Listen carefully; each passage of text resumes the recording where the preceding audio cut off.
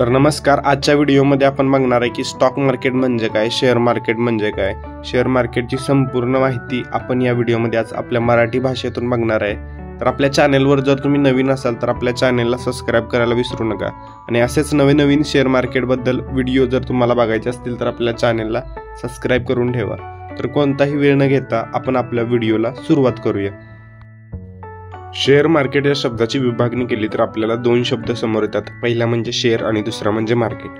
तर पहिल्यांदा आपण शेअर या शब्दाचा अर्थ जाणून घेऊ। शेअर म्हणजे काय, तर शेअर म्हणजे एखाद्या वस्तूची हिस्सेदारी आणि मार्केट म्हणजे काय, जिथे एखाद्या वस्तूची आपण खरेदी किंवा विक्री करतो। यात जर शब्दांना आपण एकत्रित केलं तर त्याचा अर्थ असा होतो की शेअरची खरेदी किंवा विक्री। समजलं? आता तुम्हाला प्रश्न पडला असेल की हे शेअर खरेदी किंवा विक्री कशी करायची। तर यासाठी तुम्हाला एक तुमचा ब्रोकर निवडावा लागेल।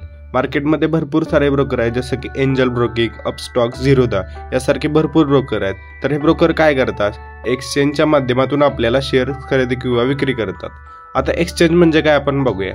प्रामुख्याने बघायला गेलं तर इंडियामध्ये दोन मुख्य एक्सचेंज आहेत, एक म्हणजे BSE आणि दुसरा म्हणजे NSE।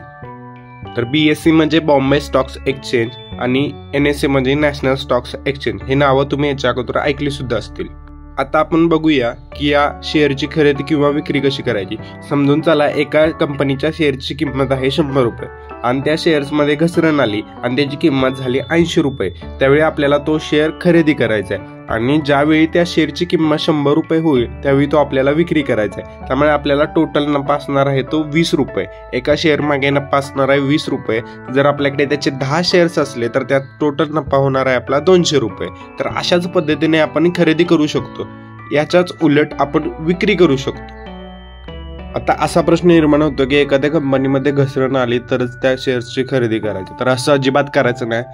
त्याच्या पाठीमागचं आपल्याला त्याचं कारण माहिती असणं पाहिजे। त्याच्या काही टेक्निकल ॲनालिसिस असतात, ते आपल्याला माहीत असणं गरजेचं असतं। तर पूर्ण टेक्निकल ॲनालिसिस जर तुम्हाला शिकायचं असेल तर आपल्या चॅनलला तुम्ही नक्की सबस्क्राईब करून ठेवा।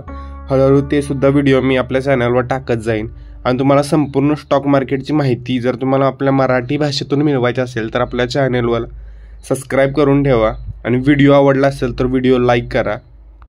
थँक्यू।